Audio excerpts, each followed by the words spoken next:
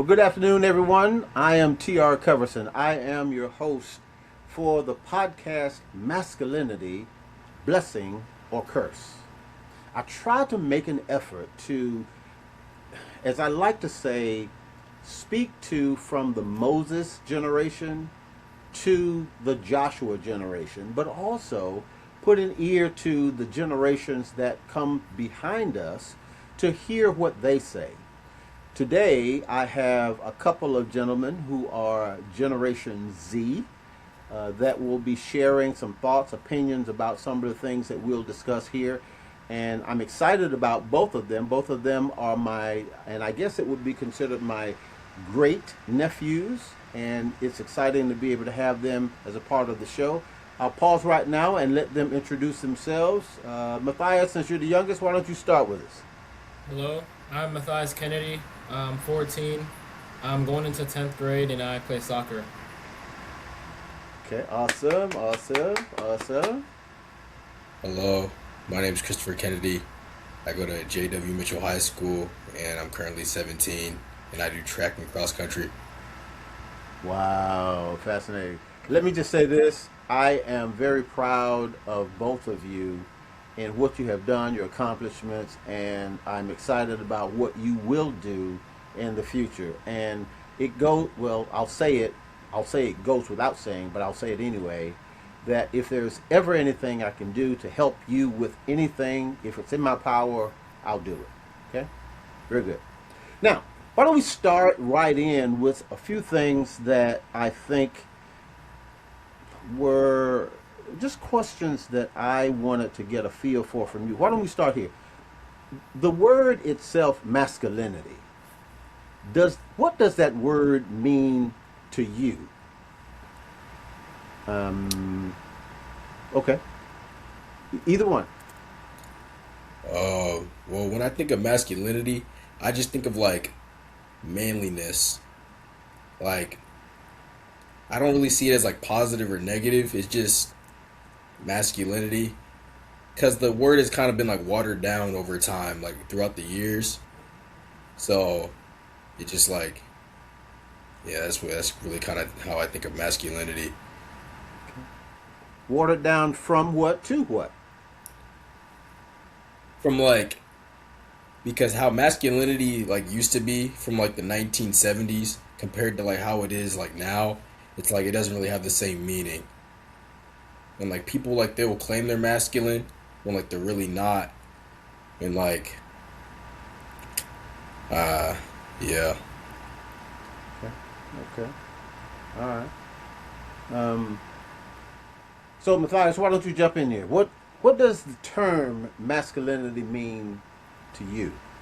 I feel like it's like a sense of boldness or being strong or not it was not even just physically strong, like mentally strong, emotionally strong. So I feel like it's just like those two because a lot of people can like what Chris said, a lot of people can claim they're masculine by just like looking masculine, but it's like really deeper down than just like a sense of this like seeing something or feeling something. Interesting. So, is that an observation or is that something that you have been taught? Is that how do you come to your conclusion of that being your definition of masculinity?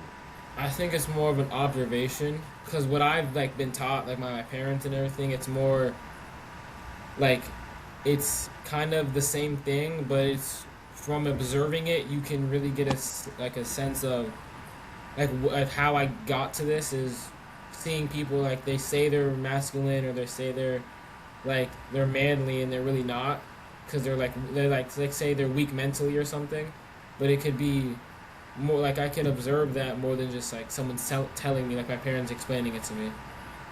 Uh, Yeah. so you give me the impression that it is not, say, a physical thing, but a mental thing. Is Yeah. that what I'm hearing? I Impressive. like to add on to like the opposite, where some people they just like they'll have like a front of masculinity, like they'll just like they'll go to like the gym and like they'll be all buff, without actually like what Matthias was saying, like without having like the mentality of being masculine. They'll just be like, "Oh, I look masculine, so like that counts," and like it really doesn't. So like to the outside, people think that you're masculine, but then like you start talking to them, and like they're really not. They don't show it in their character. Now, you may or may not know this or realize this, that the term itself is often has suffered some, and you alluded to this earlier, Christopher, has suffered because of its tendency to, in some veins, become misogynistic. And by that I mean a person trying to prove his manhood by being very aggressive toward women, or they're going to be physically empowering and towering over women. So that's my manhood. So that's a lot of what the abuse toward the term masculinity has been. Any thoughts of that?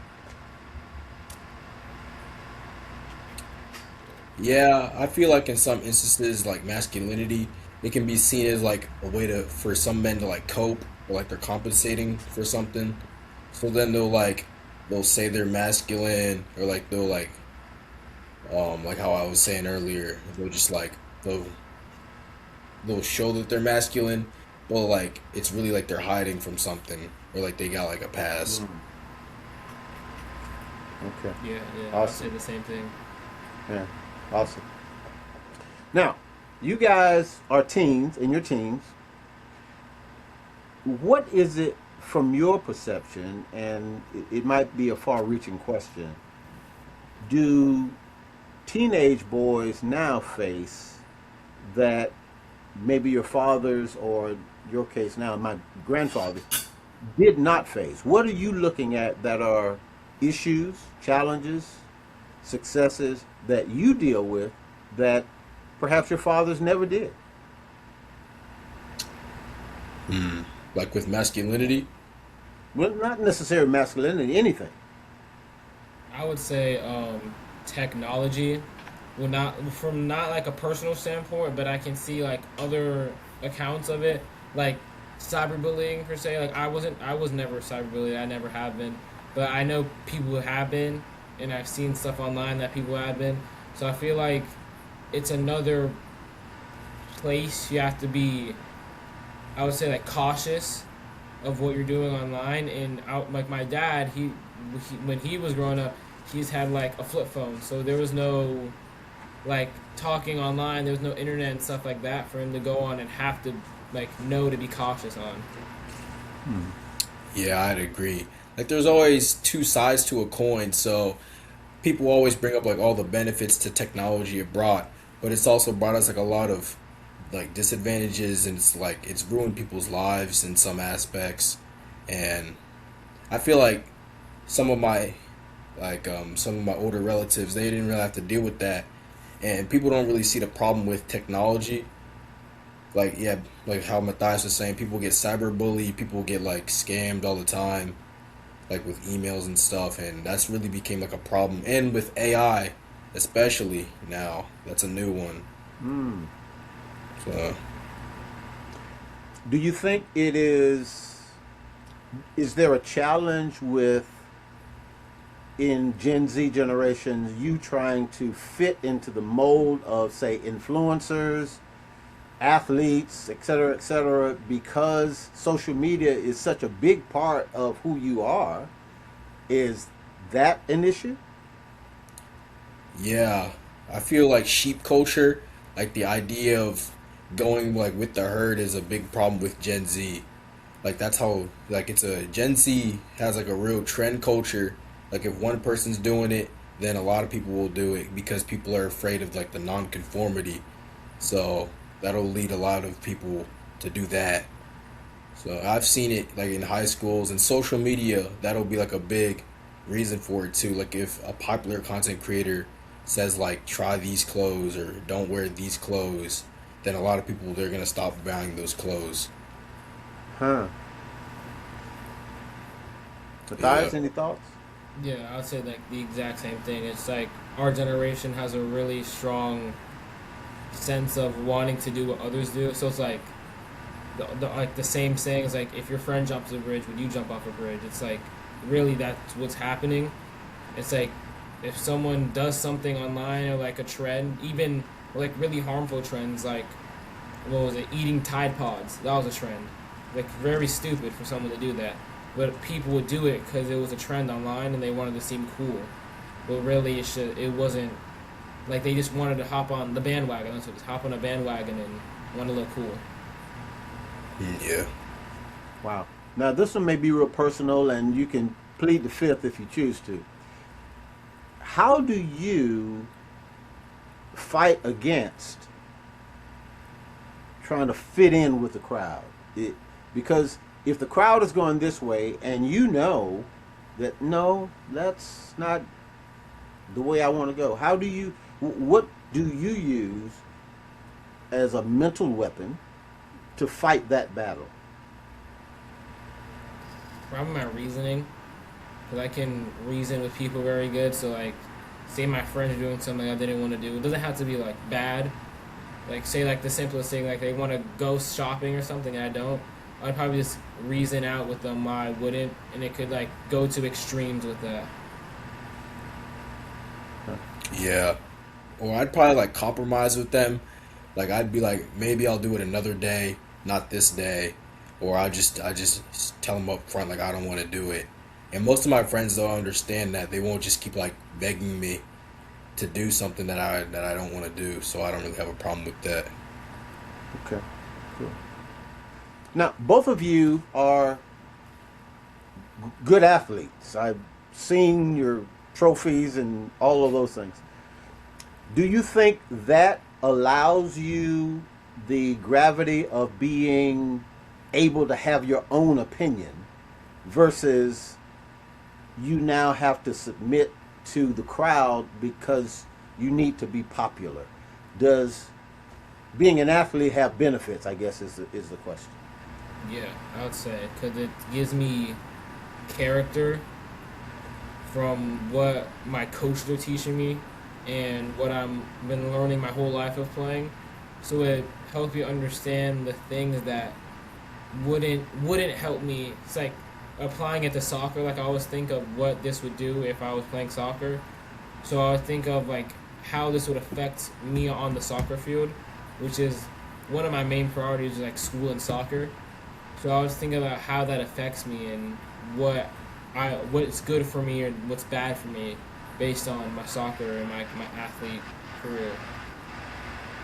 Oh, great, great. Yeah, I'd have to agree. Like over high school, I've developed a lot of skills from sports, like character and leadership, and just like learning how to problem solve. And I apply those skills to like my everyday life, and it's just like it's really helped me become like a better person. So, yeah. Awesome, awesome. Oh man, what would you consider to be qualities, characteristics of a good mentor?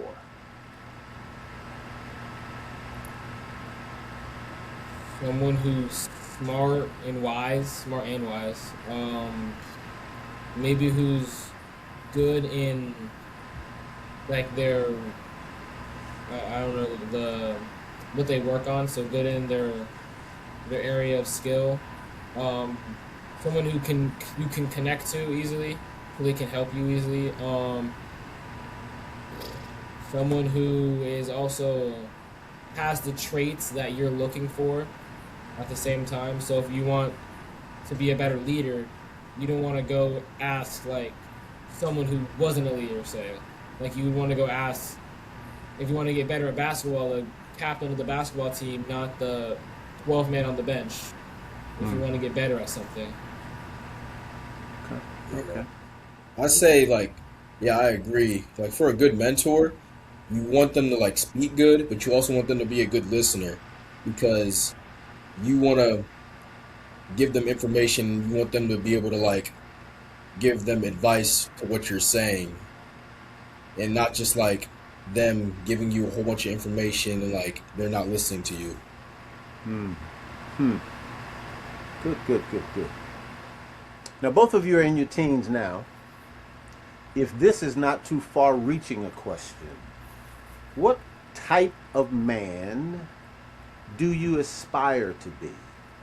What are the characteristics of the man that you will be in manhood? I would say physically, mentally strong, like I said before. Having leadership abilities, good at my craft. Like if I continue with soccer, I want to be good at soccer. Like I want to do something with soccer. But if not, do my degree, whatever I'm gonna major in, I want to be good at that. I want to support my family and do like what's for the greater good for me. Yeah. I would like to be someone who's just a role model overall. Someone that like people that can look up to no matter like where I am, and I'm just like a respectable person and people just see me as like a, oh, he definitely is like he's a leader and like he's honest. Like that's someone I'd like to be. Awesome. Oh, man. Amazing. Um, Tell me, what part does faith play in your development of who you are? Or does it play a role? I feel like it plays. I want to say like a huge role, but it plays a good role because from what I've learned from my family and everything that my parents, my grandparents, like all my relatives have taught me, it's like helps me have a place to like like have another perspective on things rather than just being like straight on from what I'm like what I agree with and what I want. Yeah, I think that faith has played a role in my life pretty greatly because I know my relatives, they'll be praying over me and just like being in the church on some Sundays that's really like changed my life because I'll see like the community, like seeing everyone like just like all together, like I'm like, oh yeah, this is good. Uh, yeah. Okay. Awesome. Awesome. So it is kind of a move of actually the millennial generation and maybe following suit with Gen Z to move away from religions, particularly those that are the traditional religions.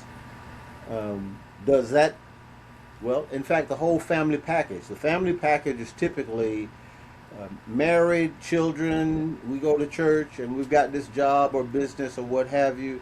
Is that traditional picture a part of what you think about manhood to be, or is yours different from that?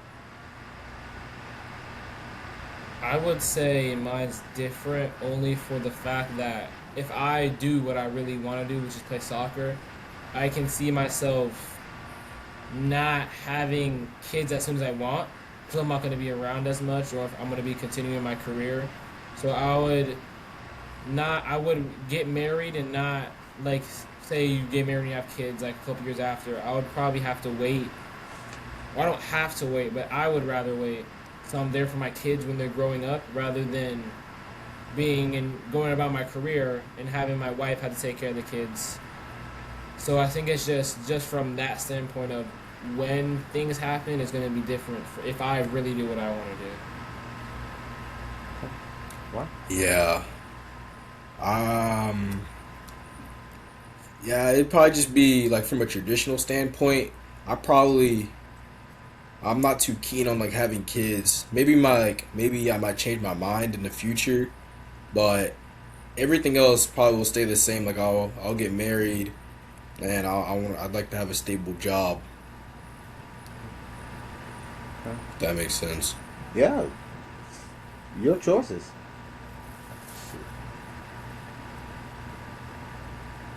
Hmm. What is, you talked about technology. What is a greater challenge for you? Real life confidence or social media confidence? I'd probably say I'll probably say real life confidence because that's just because you can't really fake it in real life. So you gotta just deal with it and like learn to develop confidence. With social media, you can definitely fake it and just like have like a front like, oh yeah, I'm this person or I have this confidence when you're really not. You can just say you can just be a fake person, but in real life, you gotta be the person who you actually are. So Okay. I would agree, like the exact same thing. It's like in person, your whole like persona and your mental changes than if you're texting someone online or if you're gonna be chatting with somebody. If you go and meet that person face to face, you're gonna be thinking differently from.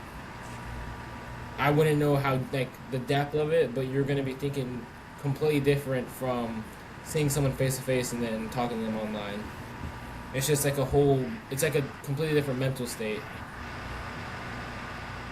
Okay, so on confidence, where, where, how, where and how do you develop confidence? The ability to stand in your own shoes. And as you say, in a personal level, that's more difficult than the internet phase because you can lie on the internet. Nobody knows the difference.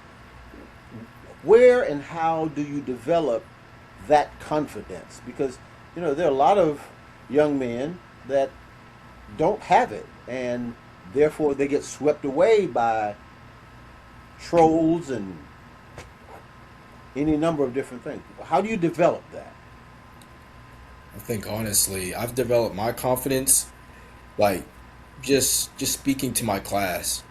Like it's just different classes, and I've always been like an outgoing and social person, even from like elementary school. So it just came naturally. But just over time, just like presenting in front of classes and like speaking to different classmates and like working in like group projects, that's definitely helped. So like that I developed better confidence over time. I Nice. think for me, it's definitely from soccer.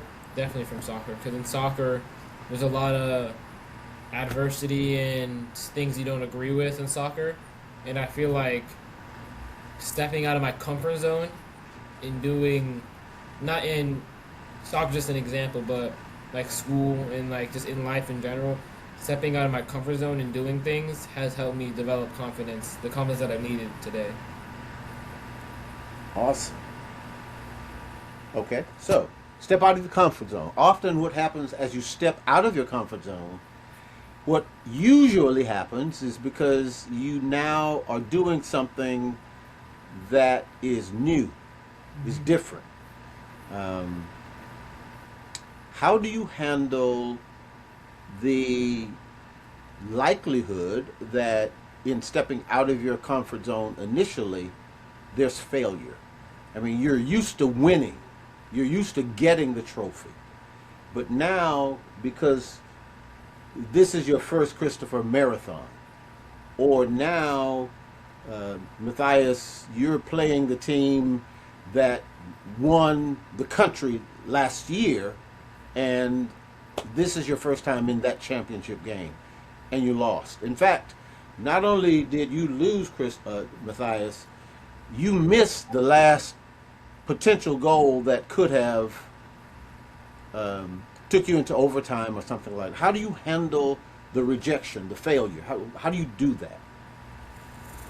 I think it's just what my coaches have said and everybody that I've done sports with, like everybody. I feel like it's just to not just think about that part of the game, because feel like you can think about. For me, what I've learned is I can think about it and address it enough to a point where it doesn't bother me.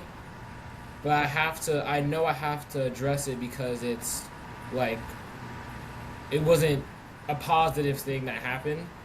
But for me, I think I just learned from the mistake, like what happened that made me miss the shot, and get better at that. Because I know there's gonna be more opportunities in what I'm doing in life to get to have to do something that I'm not fully comfortable with or like acclimated with, then I'm gonna have to, like, I would say, like, finish the chance or like complete what I need to do in that moment. Wow. For Awesome. me, like a saying I think of is that you can't see the finish line with your head down.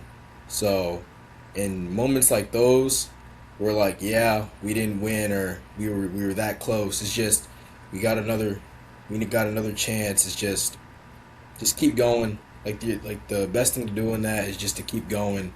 Don't really just think about the past. Just think about the future. Because I've had moments like those in sports where yeah, I was this close, or I was like, if my team just did a little bit more, and all I can do is just we'll try harder next meet, and we'll just give it a little bit more, and yeah, just don't keep your head down. Oh, awesome, awesome. I mean, I will just say this, that life in general and sports has given you guys a excellent landscape for seeing it close up. But in life, more often than not, it's to your benefit to have a short memory. A short memory, whether you're winning or losing. If you win, you need to have a short memory. Because, if you get carried away by some ego trip that you could be on because you did hit that shot, and you float away on an ego trip, and all of a sudden you get captured by the egotism, and then certainly if you fail that time, understand, and Matthias, you alluded to it, you win or you learn. Yeah. That's it. You don't lose, you win or you learn. And that's true in sports, but that's true in your life. That you win or you learn. And it just keeps going around. Short memories are important for pretty much everything in life. Is my little 2 cents of that. Um, what kind of conversations do you wish that adults understood about teenagers? What are those things that, my gosh, I wish they just don't know? They don't get it. What are those things that you wish that they had a better understand or perception of? Uh, Probably like school. School. I feel like some to a degree, parents don't really understand like how school can affect some students, like mentally, and then they just like they want you to take all these like hard classes, all the APs and all this stuff. And then like when the student he's like not doing in the class, he's like not doing well in the class, or he's like not doing well just like mentally, the parents will get mad at him. And like classes, the rigor of like classes has definitely like changed over the years. So like an algebra class from like back then has definitely gotten harder. So yeah. So I remember going to, Christopher, you specifically, the first time when we moved down here years ago, your dad was graduating from high school. Hmm. And it was the first time that I ever heard someone with a GPA above 4.0. It just blew my mind. What? How do you do that? I didn't understand it then. I understand now that he would have been taking some college level courses, or I guess you would call them AP now, classes in high school, but it just blew my mind. Um, so I'll just slip a note to you that maybe they understand it perhaps a little bit more than you may be thinking, because I know in your dad's case, it just blew my mind that he was getting those scholarships and so forth at a GPA that was above a 4.0. Just to note that. Matthias, what do you wish parents understood that you're dealing with that you don't think they get it? I think it's just, for me, work ethic and how tiring everything I do really is. Because I do a lot of extracurriculars and after school stuff. And they want me to just like get it done and like just keep doing stuff. And it's more tiring than I think they expect. So like they keep wanting me to do, and they understand if I'm tired of stuff. They don't make me like they don't just force me to do stuff, but they think that all this stuff that I do is gonna like I can just do this all the time and all the time, and it just not like I'm tired of doing it, like draining and like physically tiring. Like I need a break from like everything I do. Got it. Got it. Well, then tell me this: what's the wind down? What do you do to say? Whew, how do you roll it back? What's the? I'm checking out for a minute. What is that about? How do you do that? What's that for you? Probably either taking a nap, um, playing on my computer, playing video games, and then really that's it. Maybe talking to my friends and stuff like that. But really nothing that's too stressful. Maybe I might like work out, but not to like not like really like a harsh intense workout or anything. Just like a little lifting or something. Okay.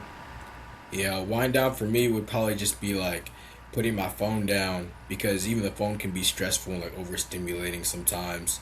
So I'd probably like I like to cook, so I'll cook, I'll eat something that'll keep my brain good, and then I'll yeah, like Matthias said, I'll even work out at my house. Okay. All right.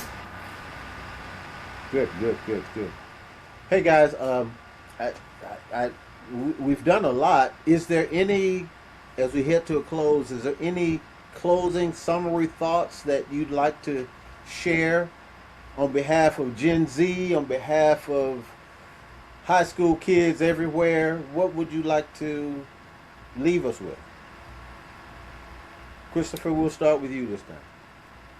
I feel like just overall with masculinity, it's kind of got like a sour meaning from like two sides.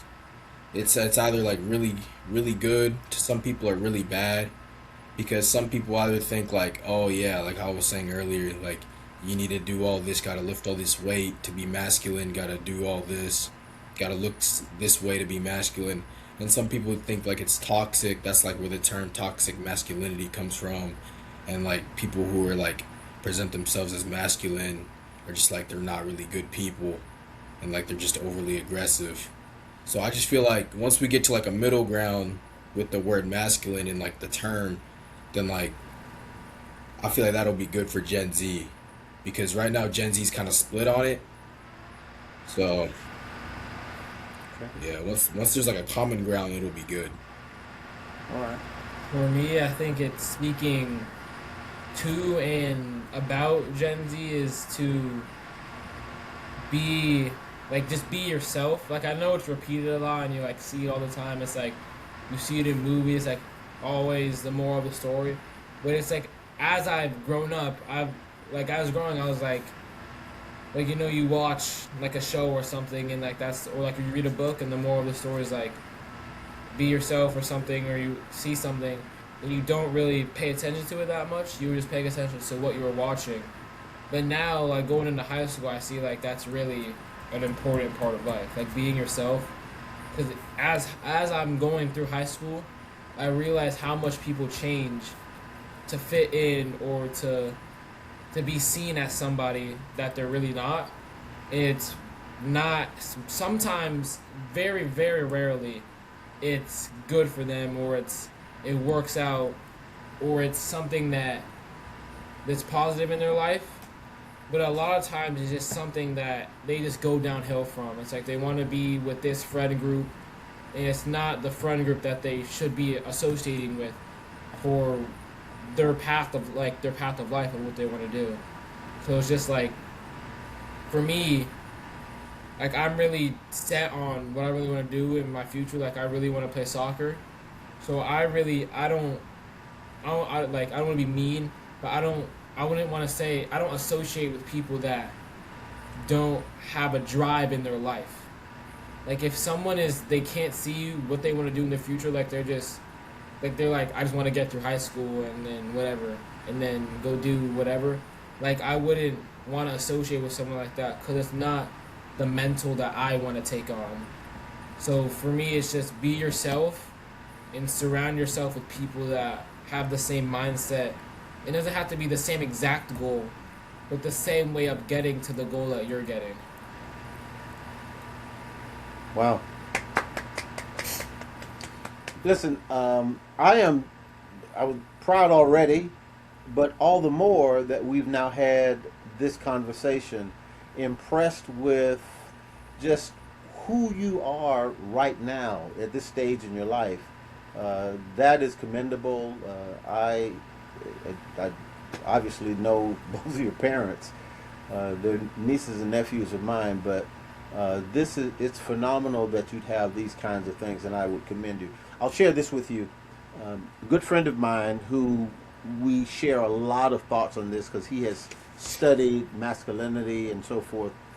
He's older than I, and he studies it from the perspective of centuries, and he capsulizes manhood over the years. These four things are consistent with the study of manhood. First is honor. That masculinity embraces the idea of being an honorable person. That means, in many respects, it means you are honest with yourself, first of all. There are certain things, Matthias, you alluded to it, certain things that reflect who you are. And if someone tries to steer you into something else, because it does not reflect who you are, it's an easy no. I'm not doing that. That's not consistent with who I am. I have a sense of honor about myself. I'm an honest person, and I'm not doing that. The second thing is courage, because oftentimes men are challenged to go into arenas and fight for things that yesterday did not have to fight for. Both of you are athletes, and so you will often be faced with a competitor that may be a step above you, but you still have to have the courage to fight them or run against them or play soccer against them on every level. And that's going to be true in your life. A sense of courage about who you are and to face in faith that next step. The next thing is strength. And strength has to do with, and you've alluded to it already, not just physical strength, though it is important simply because there's male and female. The male physical structure usually is more strong than the female. So the design is that you could be a protector for her or your spouse and your wife and kids, but also strength, and you alluded to it earlier, it's strength in mind, that you're able to make strong decisions and be strong enough in those decisions to walk even if you have to walk alone. And then finally, it is mastery, that you identify yourself as whatever this thing is you're doing, you will master it. This is my thing, I'm very good at it. So it makes it, you're in demand because you are a person that has taken the time to be good at this thing, whatever that thing is. So mastery becomes that fourth one. But all that you have said in the time that we have been together exemplifies that you are on the path of fitting those characteristics and more. So again, I applaud you and thank you for being with us. And I guess that'll be it, unless you have some other closing thought to bring, and we'll close out here. Okay, for everyone else, again, this was Christopher Kennedy and Matthias Kennedy. They have shared with me. These are my grand nephews, and they are awesome replicas of their fathers, and great job for that. For those of you that are with me every week, I want to, again, if you have not done so already, subscribe, hit the button down just below me here, and you will ask for the notifications, so you will get those notifications each week. We air every Sunday afternoon at 3 o'clock p.m. Thank you very much, and you have an awesome Sunday afternoon. God bless. Bye.